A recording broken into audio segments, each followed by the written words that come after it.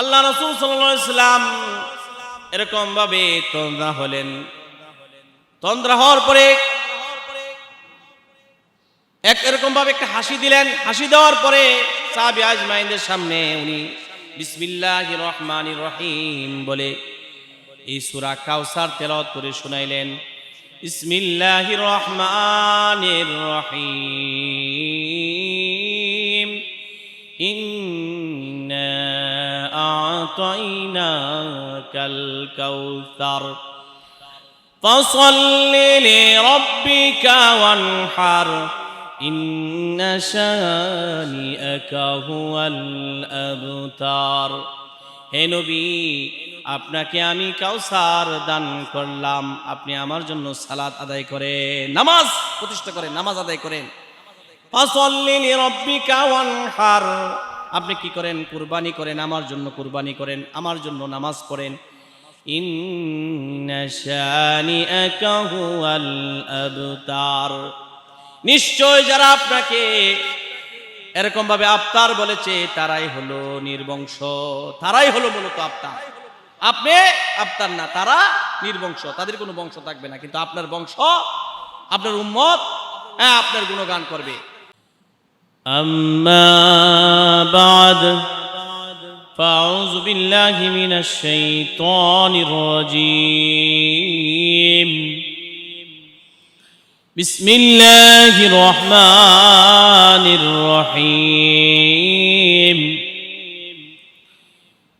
ইন্না আ'তাইনাকাল কাউসার ফাসাল্লি লিরাব্বিকা ওয়ানহার ইন্না শানিআকা হুয়াল আবতার। সাদাকাল্লাহুল আযীম। আলহামদুলিল্লাহ, আল্লাহ রাব্বুল আলামিন কালামুল্লাহ শরীফে সূরা কাউসার নামে একটি সূরা নাজিল করেছেন। এই সূরা আপনাদের সামনে তেলাওয়াত করা হয়েছে। ইনশাআল্লাহ এই সূরার সারমর্ম এবং তাফসীর আলোচনা করা হবে। এই সূরাটি কেন নাজিল হয়েছে আল্লাহ রাসূল সাল্লাল্লাহু আলাইহি ওয়াসাল্লামের উপর। আসলে গোটা কোরআন শরীফটাই আল্লাহ তাআলা নাজিল করেছেন মুহাম্মদ সাল্লাল্লাহু আলাইহি ওয়াসাল্লামের উপর। এটা একটা মুজিজা। আল্লাহ রাসূল সাল্লাল্লাহু আলাইহি ওয়াসাল্লামের পুরা কোরআন শরীফটাই কি একটা মুজিজা। এই আপনার প্রত্যেকটা আয়াত যখন নাজিল হয় একটা প্রেক্ষাপট থাকে, একটা কারণ থাকে, বিশেষ কারণে আল্লাহ তাআলা এই আয়াতগুলো নাজিল করেন। মহানবী সাল্লাল্লাহু আলাইহি সাল্লাম যখন ওনার পুত্র সন্তান মারা যান, ওনার পুত্র সন্তান কয়জন ছিলেন জানেন আপনারা? এগুলো জানতে হবে। যিনি আমাদের নেতা, যিনি আমাদের পথ প্রদর্শক, যার কারণে আমরা জান্নাতে যেতে পারবো, যার সুপারিশে, ওনার সম্পর্কে আমাদের ধারণা থাকবে না, এটা হতে পারে না। ওনার সম্পর্কে আমাদের ধারণা রাখতে হবে। মুহাম্মদ সাল্লাল্লাহু আলাইহি ওয়াসাল্লামের জীবনী পড়তে হবে, সিরাত পড়তে হবে। মুহাম্মদ সাল্লাল্লাহু আলাইহি ওয়াসাল্লামের কয়জন সন্তান ছিলেন এটাও জানতে হবে। মুহাম্মদ সাল্লাল্লাহু আলাইহি ওয়াসাল্লামের মেয়ে ছিলেন কয়জন? 4 জন। ছেলে ছিলেন 3 জন। একজনের নাম হলো কাসেম, তাহের, ইব্রাহিম। 3 জন সন্তান ছিলেন। যে ওনার সন্তানাদি অল্প বয়সী আল্লাহ তাআলা উঠায় নিয়েছেন। কেন নিয়েছেন? এটাও একটা কারণ আছে। যে ইব্রাহিম আলাইহিস সালাম দোয়া করেছেন, ইব্রাহিম আলাইহিস সালাম দোয়া করেছেন কি, যে শেষ নবী আমার বংশধর থেকে যেন হয়। আল্লাহ তাআলা কবুল করেছেন। ইব্রাহিম আলাইহিস সালামের 2 জন পুত্র ছিলেন। একজন ছিলেন ইসমাঈল আলাইহিস সালাম, আরেকজন ছিলেন ইসহাক আলাইহিস সালাম। ইসমাঈল আলাইহিস সালামের বংশধর থেকে একজন নবী পাঠাইছেন, যিনি হলেন মুহাম্মদ সাল্লাল্লাহু আলাইহি ওয়াসাল্লাম। একজন নবী আসছেন, শুধু একজন নবী। আর ইসহাক আলাইহিস সালামের বংশ থেকে বনি ইসরাইল, ইয়াকুব আলাইহিস সালাম থেকে, ইসহাক ইবনে ইয়াকুব থেকে সমস্ত নবী, এরকম ভাবে যত নবী আসছেন এরপরে সব ইয়াকুব আলাইহিস সালামের বংশধর, ইসহাক আলাইহিস সালামের বংশধর। ইসহাক আলাইহিস সালাম আর ইসমাঈল আলাইহিস সালাম ওনারা ভাই ছিলেন, যদিও 2 মায়ের সন্তান ছিলেন, কিন্তু বাবা ছিলেন এক। কি ছিলেন? ইব্রাহিম আলাইহিস সালাম। ইসহাক আলাইহিস সালাম ছিলেন বিবি সাহারার পুত্র, আর ইসমাইল আলাইহিস সালাম ছিলেন বিবি হাজেরার পুত্র। যার কারণে ইব্রাহিম আলাইহিস সালাম কি নির্দেশ দিয়েছেন যে আপনি কি করেন, ওনাকে এরকম ভাবে নির্জন এলাকা যেখানে মানুষ বসবাস করে না সেখানে রেখে আসেন। যার কারণে কাবার শরীফের মানুষ যখন বসবাস করে না তখন বিবি হাজেরা আলাইহিস সালামকে কি করছিলেন? আল্লাহর নির্দেশে এখানে রেখে গেছিলেন, এই সন্তান সহ রেখে গেছিলেন। যার কারণে জমজম কূপ, এই ইতিহাস আপনারা ভালো করেই জানেন। যাই হোক, আমি যে কথা বলতেছিলাম যে একজন নবী যার বংশধর থেকে আছে তিনি হলেন সুপার পাওয়ার নবী, সমস্ত নবীদের ইমাম, সব নবীদের ইমাম। আর ইসহাক আলাইহিস সালামের বংশধর থেকে বাকি অগণিত নবী যারা আসছেন, কিন্তু সব নবীর ইমাম হলেন কে? মুহাম্মদ সাল্লাল্লাহু আলাইহি সাল্লাম। এই নবীর পাওয়ার বেশি, যার কারণে আখেরি নবী, এরপরে আর কোনো নবী আসবে না। তো এরপরে যখন নবী আসবে না, তা আল্লাহ তাআলার ইচ্ছা হলো নবীর সন্তান প্রাপ্ত বয়স্ক হবে, নবী হবে না, যে নবীর মান পূর্ণ হতে পারে। কি কন? আপনারা মনে করেন এই এলাকাতে যখন একজন বড় আলেম থাকবে, তার ছেলে যদি আলেম না হয় তাহলে বলি যে আলেমের পুত্র কি এরকম বলা বলি করে না, যে আলেমের পুত্র তো আলেম আর হলো না, হ্যাঁ তার মান পূর্ণ হলো। আল্লাহ তাআলা যে আখিরি নবী আর নবী পাঠাবেন না, হ্যাঁ ওনার পুত্ররা প্রাপ্ত বয়স্ক হবে কিন্তু নবী হতে পারবে না, তো ওনার সম্মান আর বৃদ্ধি পাবে না। এটা আল্লাহর ইচ্ছা, যাতে প্রাপ্ত বয়স হওয়ার আগেই ওনাদের কি করলেন? উঠায় নিলেন। এটা একটা কারণ, ঠিক আছে।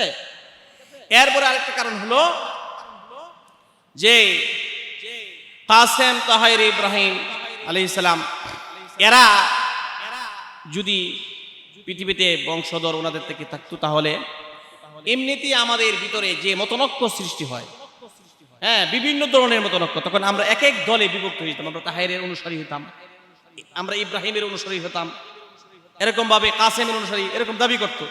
আল্লাহ তাআলা এইগুলা ফিতনা থেকে আমাদেরকে কি করছেন? বাঁচাইছেন, ঠিক আছে।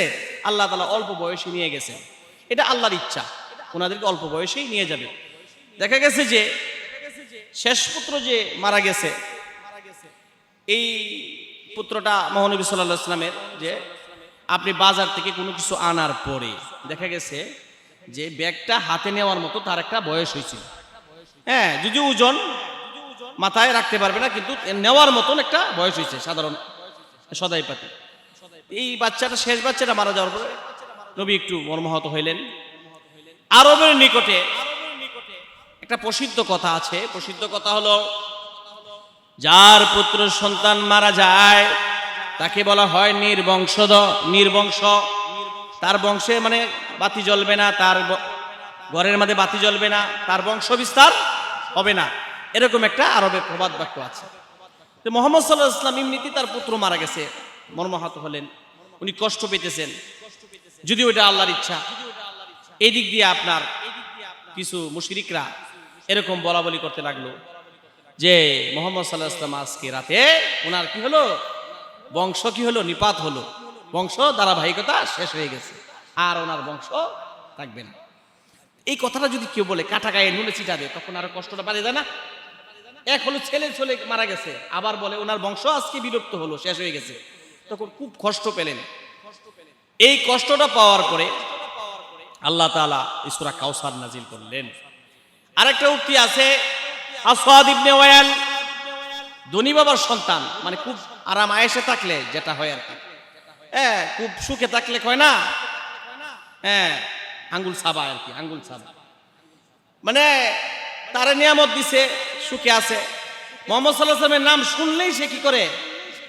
হ্যাঁ মুহাম্মদ সাল্লাল্লাহু আলাইহি ওয়াসাল্লামের নাম শুনলে এমন একটা কথা বাহির করতো সে, যে মুহাম্মদের নাম বলিও না আমার সামনে কি করো না, নাম বলিও না। কেন? মুহাম্মদ সাল্লাল্লাহু আলাইহি ওয়াসাল্লামের তো বংশ নির্বংশ, তার বংশ ধারাবাহিকতা নাই, তার সন্তানাদি মারা যায়, মানে কি তার নাম কিছুদিন পরে থাকবে না, উনি ইন্তেকালের পরে আর মুহাম্মদ সাল্লাল্লাহু আলাইহি ওয়াসাল্লামের নাম থাকবে না। বলেন মুহাম্মদ সাল্লাল্লাহু আলাইহি ওয়াসাল্লামের নাম আজও আসেনি? বলেন আছেনি? বলেন সাল্লাল্লাহু আলাইহি ওয়াসাল্লাম, বলেন আবার বলেন সাল্লাল্লাহু আলাইহি ওয়াসাল্লাম। কিয়ামত পর্যন্ত মুহাম্মদ সাল্লাল্লাহু আলাইহি ওয়াসাল্লামের নাম থাকবে, এবং হাসরে ময়দানে বেহেশতে পর্যন্ত কি করবে? মুহাম্মদ সাল্লাল্লাহু আলাইহি ওয়াসাল্লামের নাম থাকবে। কিন্তু যারা নির্বংশ বলেছেন তাদের নাম আজকে আছে? তাদের নাম কিন্তু নাই, তাদের নাম একেবারেই শেষ, বিলুপ্ত হয়ে গেছে। যার কারণে আল্লাহ তাআলা সূরা কাউসার নাজিল করলেন। আল্লাহ রাসূল সাল্লাল্লাহু আলাইহি ওয়াসাল্লাম এরকম ভাবে তন্দ্রা হলেন। তন্দ্রা হওয়ার পরে এরকম ভাবে একটা হাসি দিলেন। হাসি দেওয়ার পরে সাহাবী আজমাইনদের সামনে উনি বিসমিল্লাহির রহমানির রহিম বলে এই সূরা কাউসার তেলাওয়াত করে শুনাইলেন। বিসমিল্লাহির রহমানির রহিম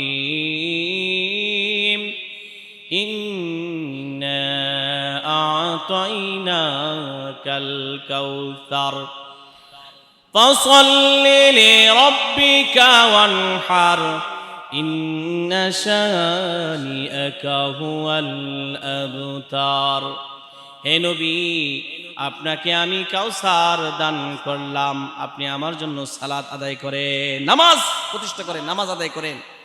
ফাসাল্লি লিরাব্বিকা ওয়ানহার, আপনি কি করেন? কুরবানি করেন, আমার জন্য কুরবানি করেন, আমার জন্য নামাজ পড়েন।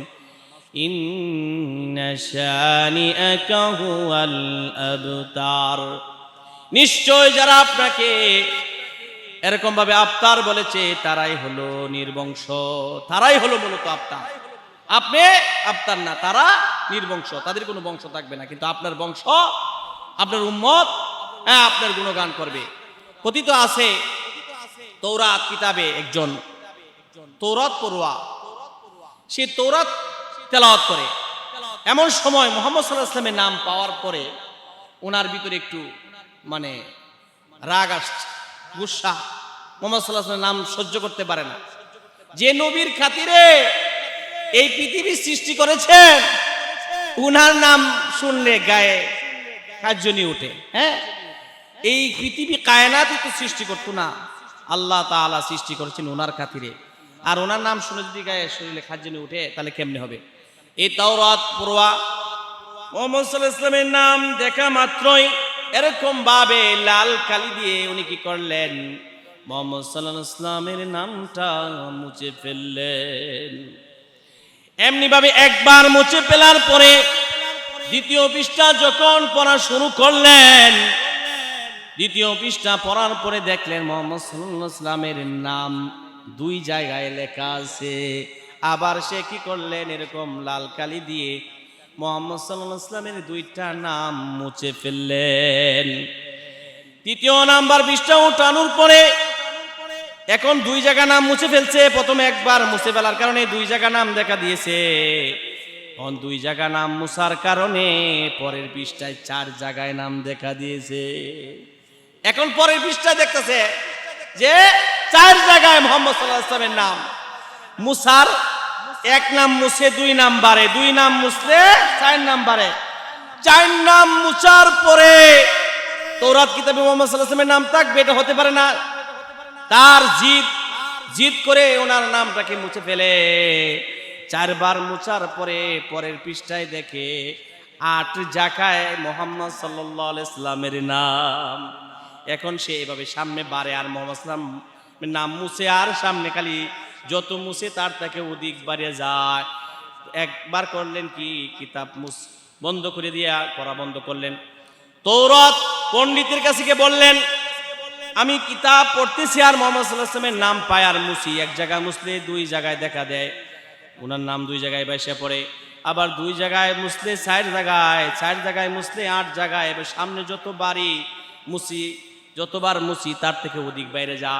বলতেছে যদি এইভাবে তুমি মুছতে থাকতে তাহলে তুমি গোটা তৌরাতটাই দেখতে পাইতি মুহাম্মদ সাল্লাল্লাহু আলাইহি ওয়াসাল্লামের প্রশংসা দিয়ে ভরে ফেলতো। আল্লাহ, তুমি আর কিছুই দেখতে পাইতা না, সব মুহাম্মদ সাল্লাল্লাহু আলাইহি ওয়াসাল্লাম দিয়ে আল্লাহ তাআলা ভরে দিল, তুমি আর কিছুই দেখতে পাইলা না। যারা মুহাম্মদ সাল্লাল্লাহু আলাইহি ওয়াসাল্লামের নাম মুছতে চায় তারা কখনো মুহাম্মদ সাল্লাল্লাহু আলাইহি ওয়াসাল্লামের নাম মুছতে পারবে না। আল্লাহ তাআলা ওনাকে সান্ত্বনা দিলেন, খুশি করলেন। এক উক্তিতে আসছে আবুল আহাব এবং মুশরিকরা এরকম বলা বলি কারণে এই সূরাটা নাজিল করেছেন। আরেকটা উক্তিতে আছে যে আসওয়াদ ইবনে ওয়াইল মুহাম্মদ সাল্লাল্লাহু আলাইহি ওয়াসাল্লামের নাম শুনলি তার শরীরে আগুন জ্বলে যেত। সে বলতে ওনার নাম আমার সামনে বইল না, কিছুদিন পরে এই বংশ বাকি থাকবে না। তার পিঠে বা আগুন জ্বলবে না, তার ধারাবাহিকতা থাকবে না পৃথিবীতে, এরকম বলতো।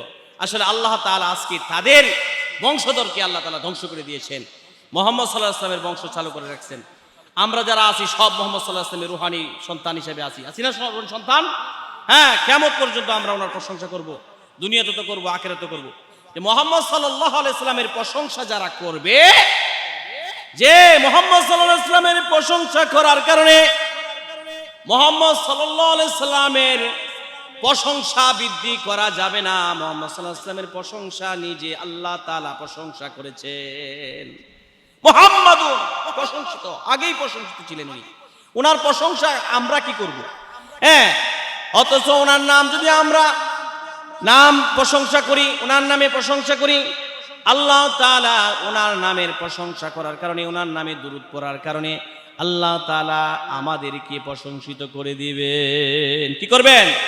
আমাদেরকে মর্যাদাশীল বানায় দিবেন, আমাদের কি মর্যাদাশীল বানায় দিবেন। এই জন্য মুহাম্মদ সাল্লাল্লাহু আলাইহি ওয়াসাল্লামের প্রশংসা করতে হবে।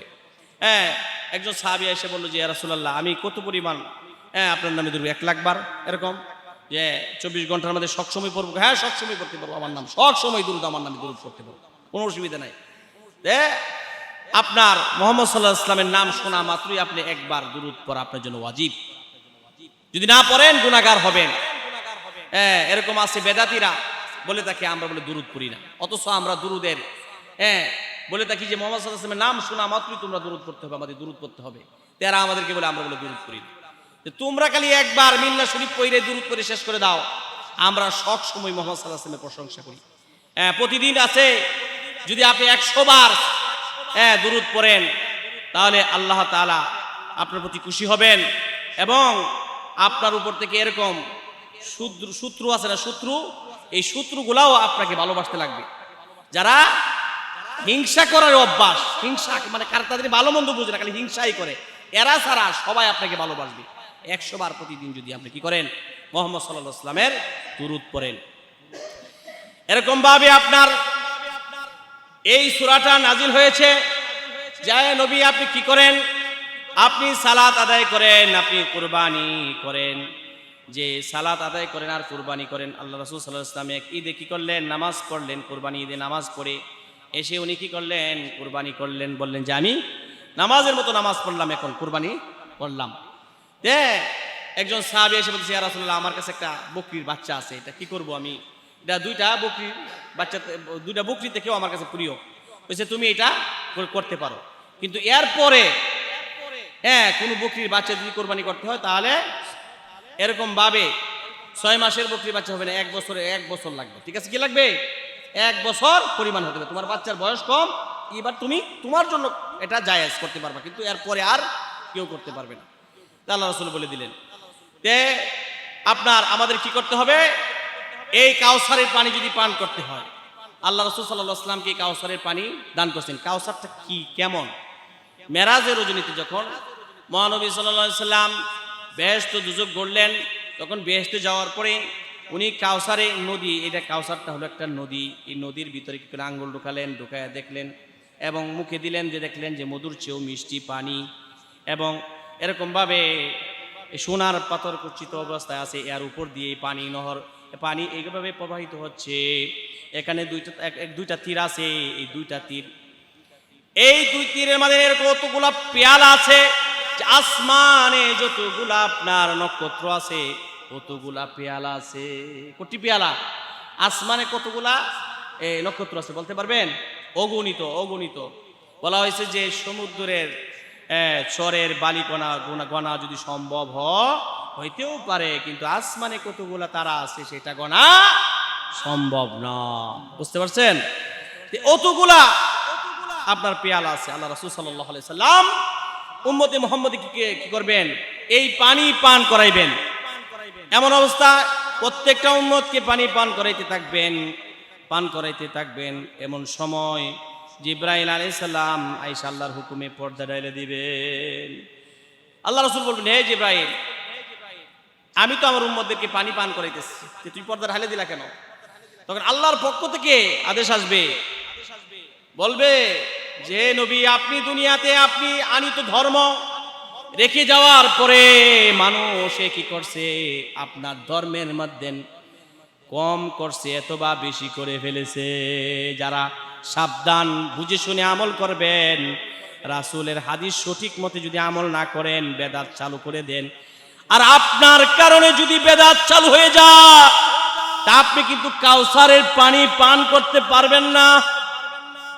সুহকান সুহকান বলে আপনাকে এরকম ভাবে বিতাড়িত করে দিবে, আপনার প্রতি আর দয়া দেখাবে না। হযরত আলী রাদিয়াল্লাহু তাআলা আনহু যখন উনি আমিরুল মুমিনিন ছিলেন, ওনার খেলাফতের সময়, এমন সময় একজন সাহাবী কি করলেন, ঈদগাহে গিয়ে উনি কি করলেন, 2 রাকাত নফল নামাজ আদায় করতেছেন, নফল নামাজ আদায় করতেছেন। হযরত আলী রাদিয়াল্লাহু তাআলা আনহু ধমক দিলেন, হে আল্লাহ রাসূলের সাহাবী, আপনি কি করেন, নামাজ ছাড়েন, নামাজ পড়বেন না ঈদগাহে এসে, ঈদের নামাজের আগে কোনো নামাজ নাই। এই সাহাবী কি করলেন, এরকম ভাবে আস্তে আস্তে নামাজ শেষ করলেন। নামাজ শেষ করে আয়েশা হযরত আলী রাদিয়াল্লাহু তাআলা আনহু প্রেসিডেন্ট আমিরুল মুমিনিন সামনে দাঁড়াইলেন, দাঁড়ায় বললেন, হে আমিরুল মুমিনিন, আমি তো নামাজই পড়তেছিলাম, আমি তো কোনো গুনার কাজ করতেছিলাম না। উনি মানে খুব উচ্চ আওয়াজে বলছেন, মানে গৌরবের সাথে বলছেন, তা আমি তো নামাজই পড়তেছিলাম, আমি তো অন্য কোনো কাজ করতেছিলাম না, আপনি কেন আমার নামাজ ভাঙতে বললেন? হযরত আলী রাদিয়াল্লাহু তাআলা আনহু ঠান্ডা মাথায় বলে দিলেন যে এই নামাজেই তোমাকে জাহান্নামে নিয়ে যাবে। আপনি ভালো কাজ করতেছেন, এটা রাসূল সাল্লাল্লাহু আলাইহি ওয়াসাল্লাম কোনোদিন করে নাই।